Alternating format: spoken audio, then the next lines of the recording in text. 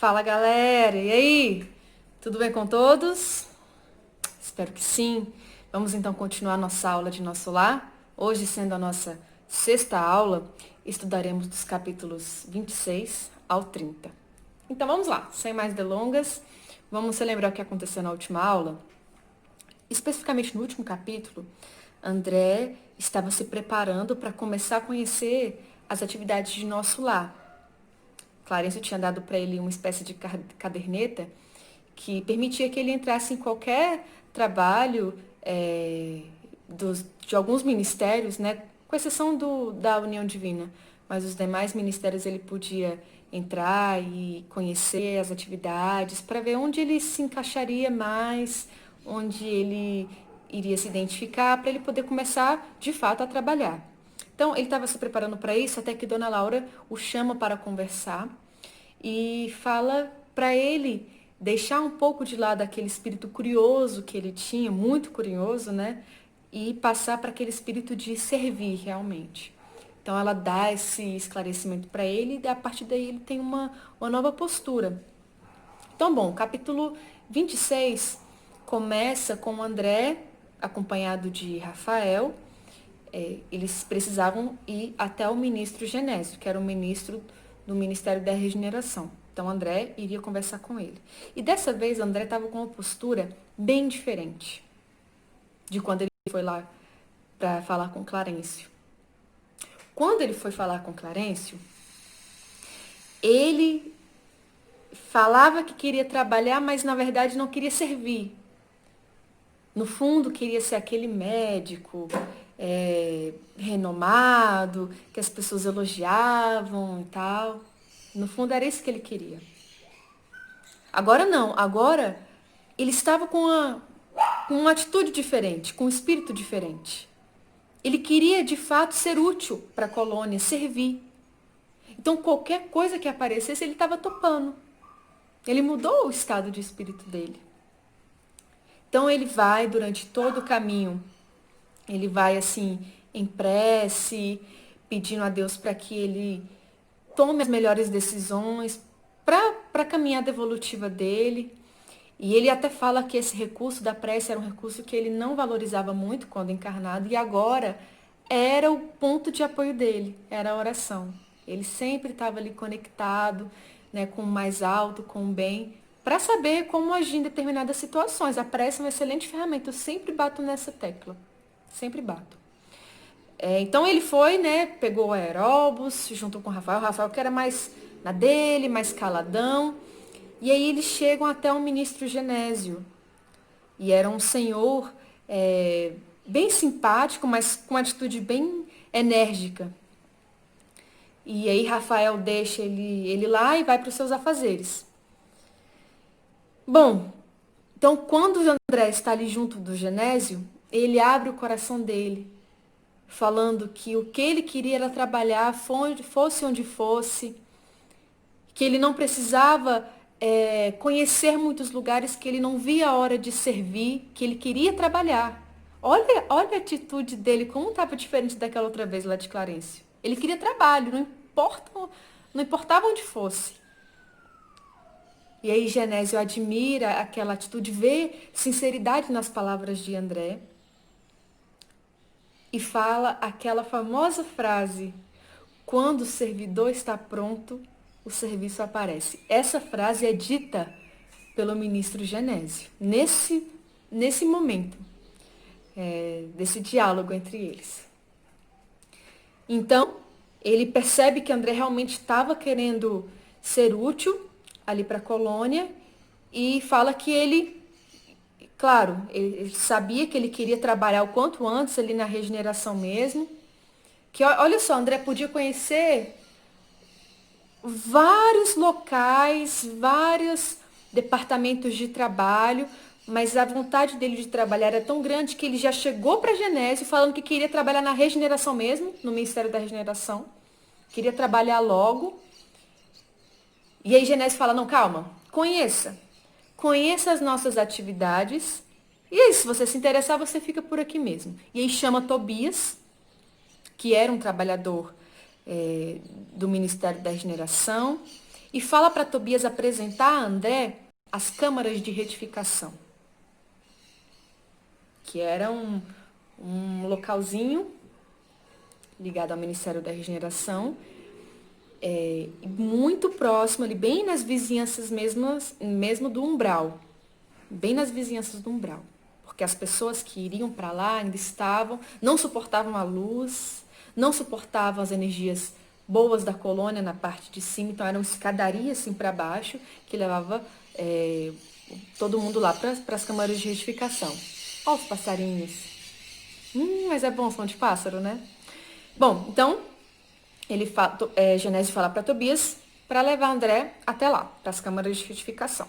Então, até chegar lá, André observa assim vários departamentos de trabalho e ele fica bem curioso com um grande edifício que ele passa, como se fosse assim, uma fábrica.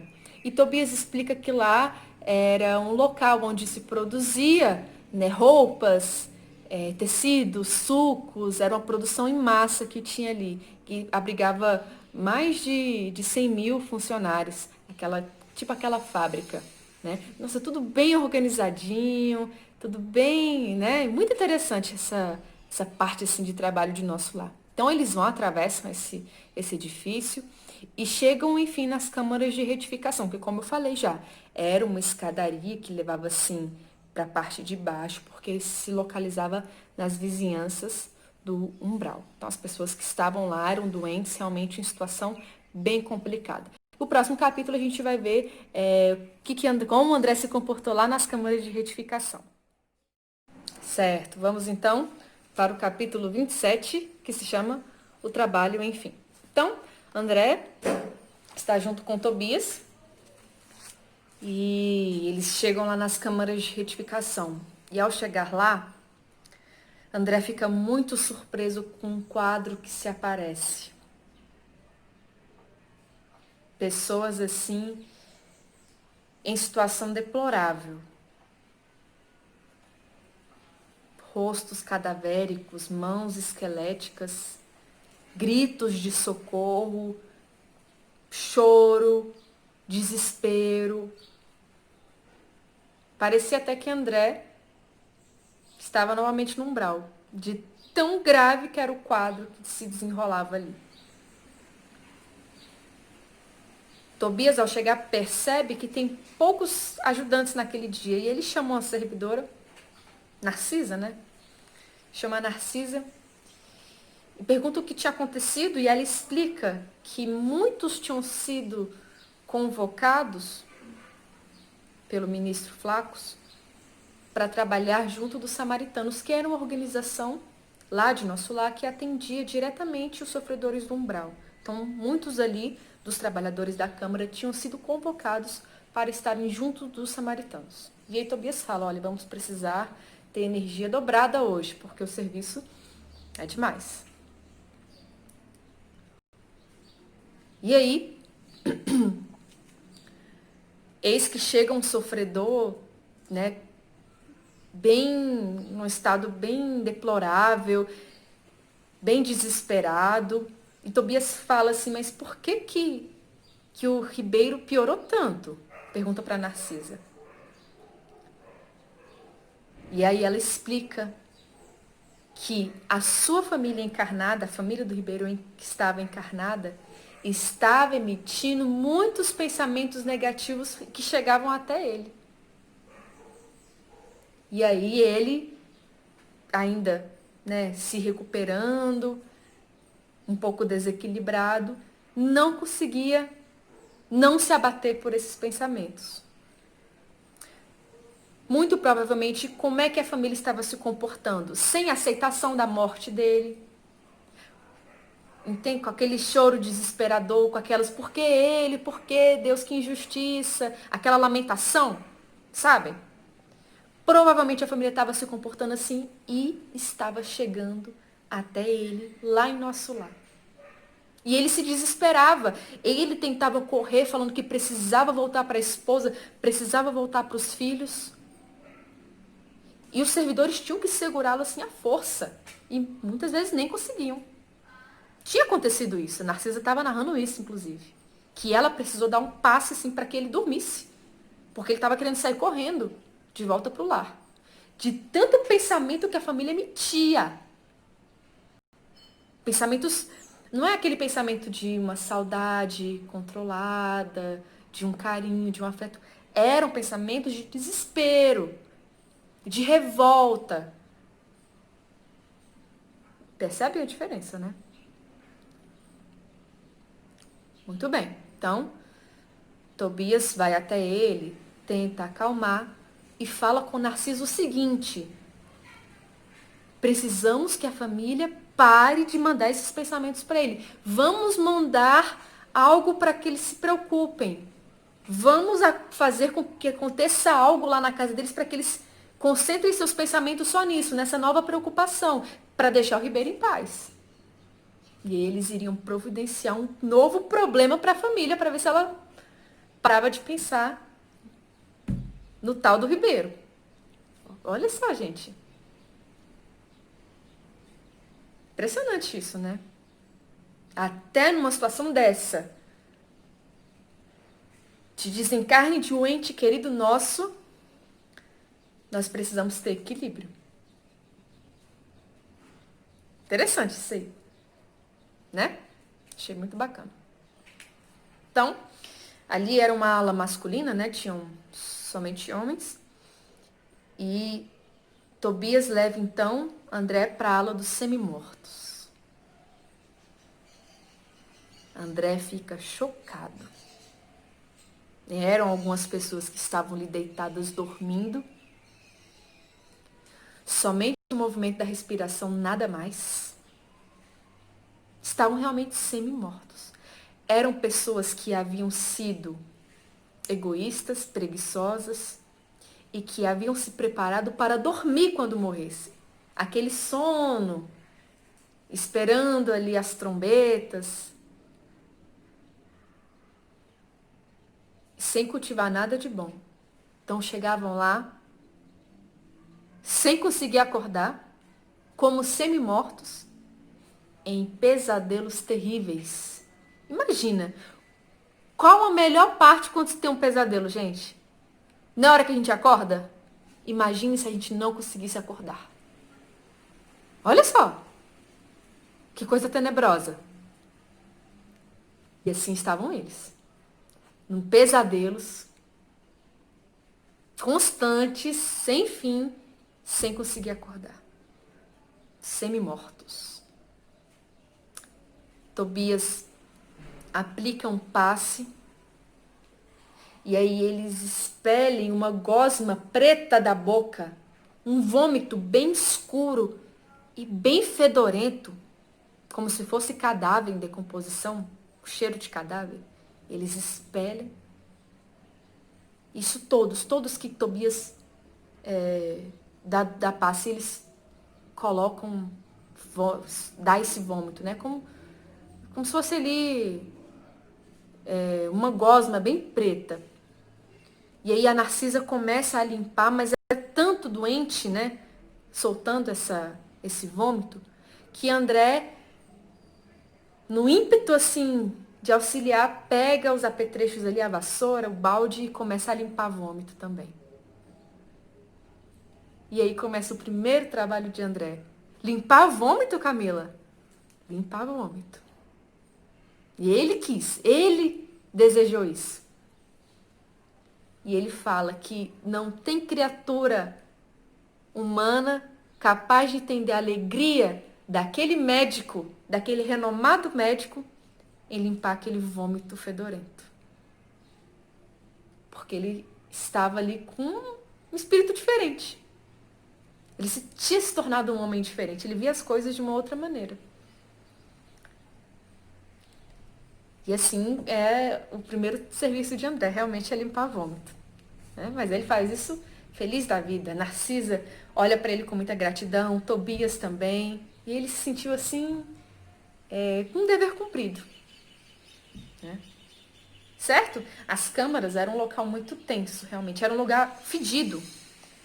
E André até explica que era por causa dos pensamentos dos doentes que estavam ali. Muitos pensamentos negativos faziam com que o ambiente se transformasse num ambiente bem tóxico, bem fedorento. Né? Difícil até a gente imaginar. Mas André estava lá, limpando o vômito e feliz. Muito bem, vamos então para o capítulo 28, chamado Em Serviço.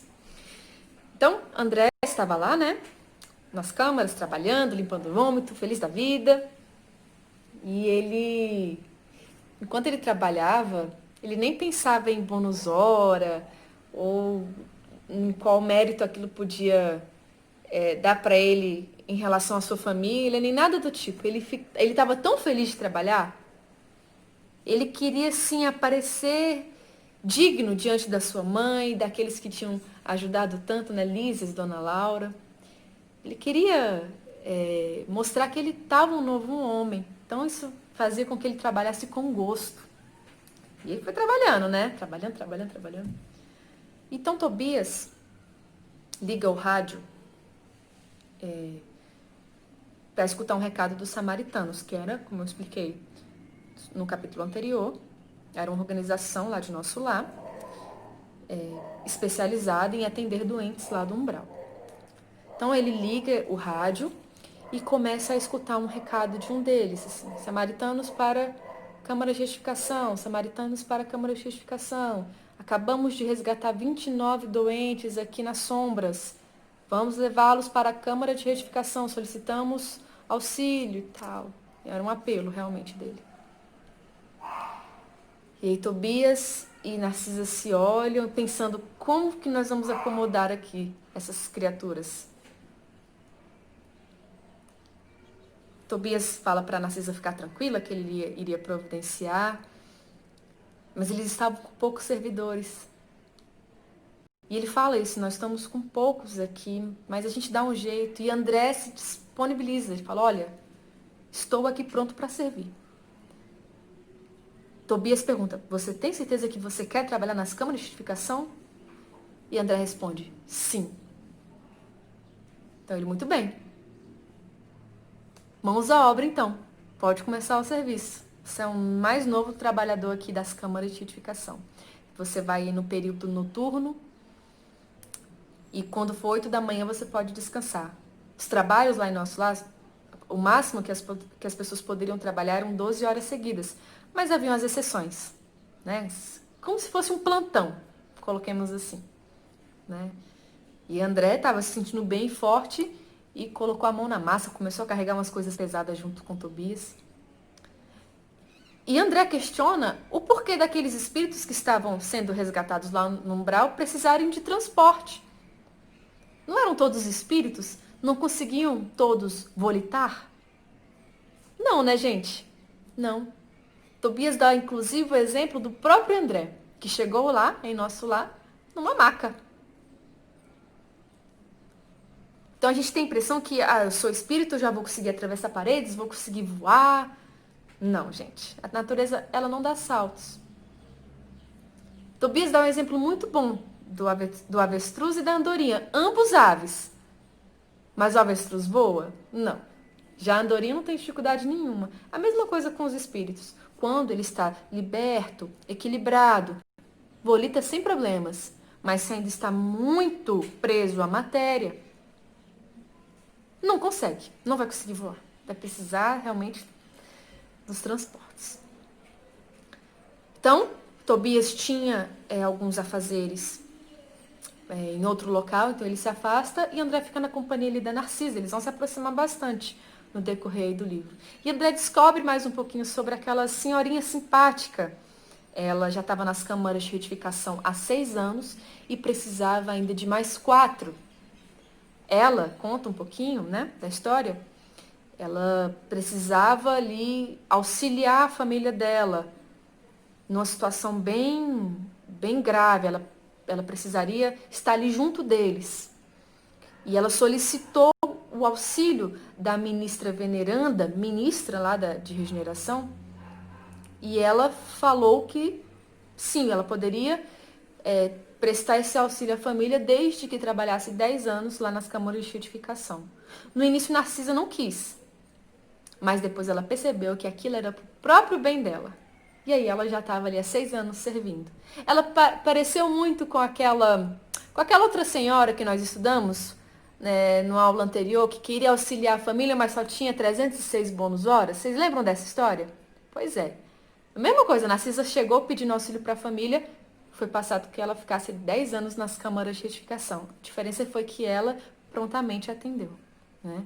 E aí, esse é o nosso capítulo 28. Narcisa e André não conseguem conversar muito porque os doentes estavam bem agitados e logo iam chegar mais junto ao Lago dos Samaritanos.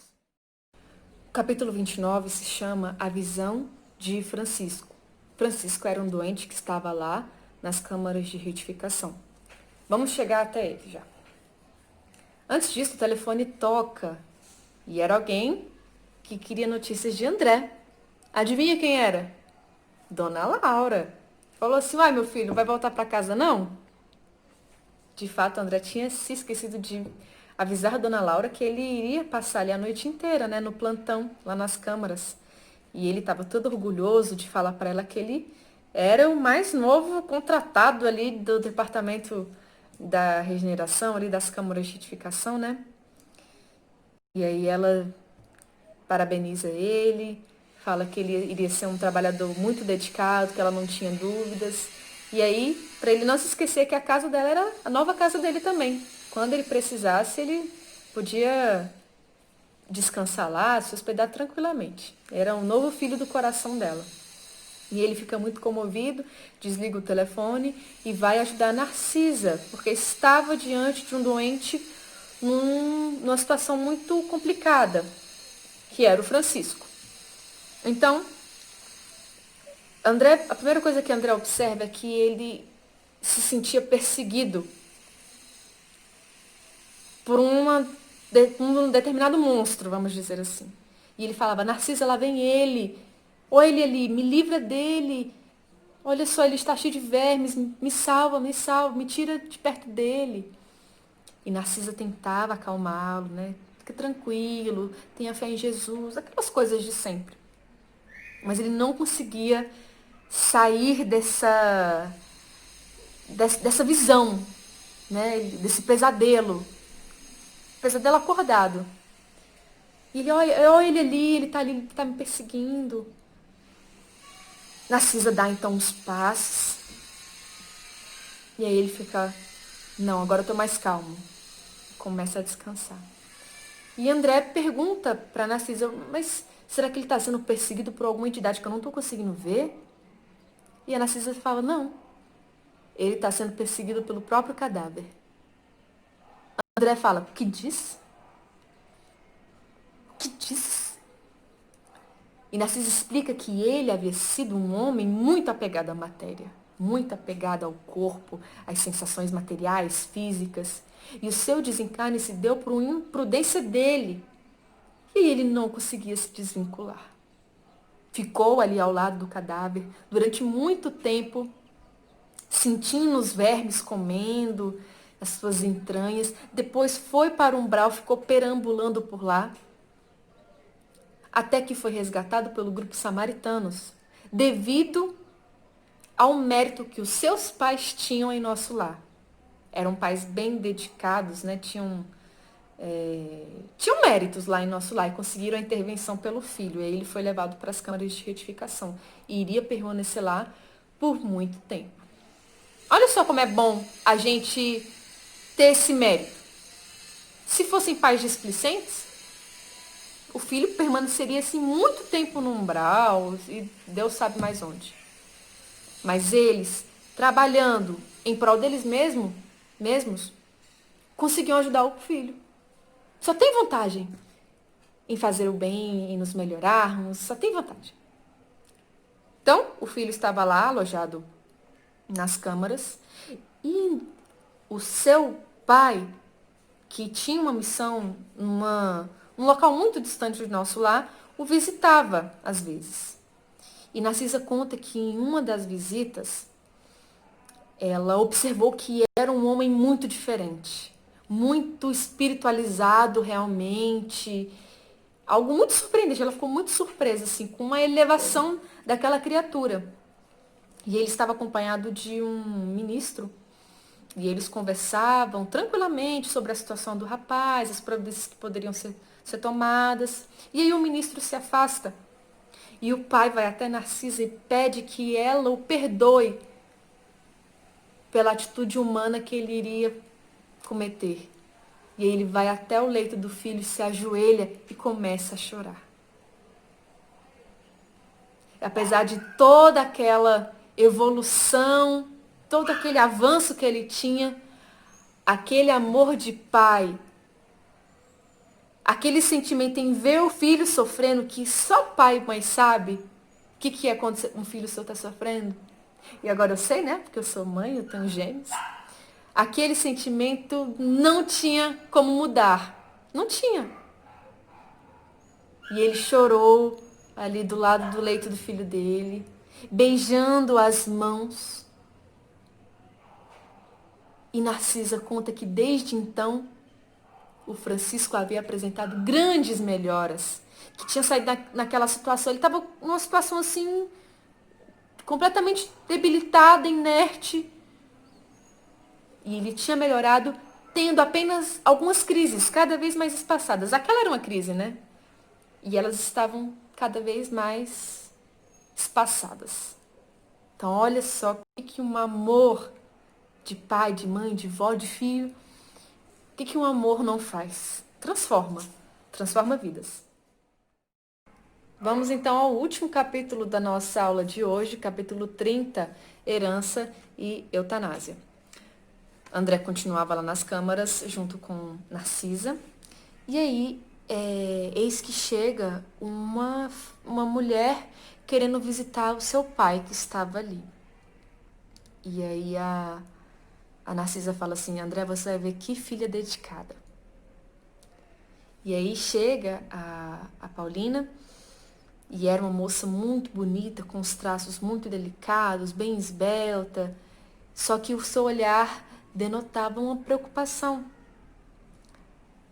E aí ela pergunta para a Narcisa como é que estava o seu pai, e a Narcisa fala que ele estava numa situação ainda muito complicada.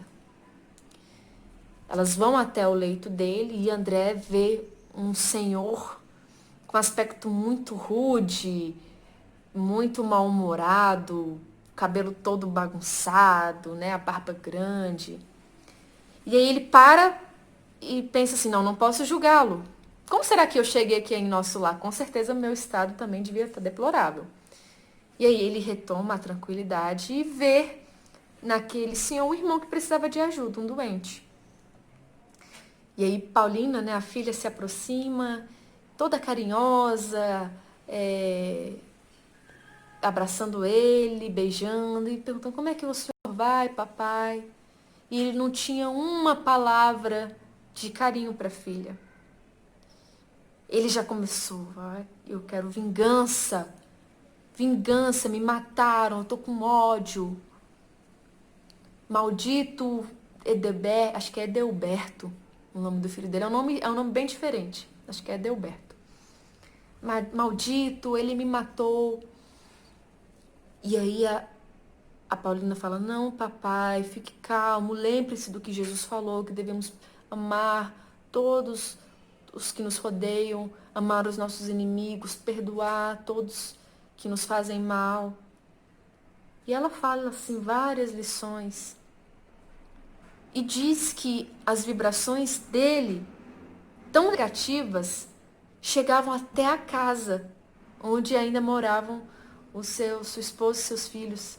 Eram vibrações tão negativas que chegavam até lá. E as vibrações da família encarnada chegavam até ele. E estava nesse ciclo assim, sem fim. E ela fala, vamos colocar o ponto final, vamos encerrar isso. Se você melhorar o seu estado, já vai ser um grande passo. A situação lá não tá legal. Mamãe, há poucos dias, foi mandada para um hospício porque ela ficou louca. Os meus irmãos, os 4 filhos do Senhor que ficaram, estão brigando pelo testamento, pela herança. Está uma situação muito triste. O Senhor precisa melhorar.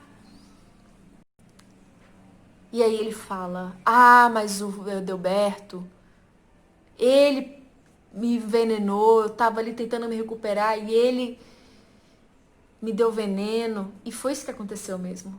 Na tentativa de avançar ali a morte do pai, esse filho deu o chamado, né, veneno da...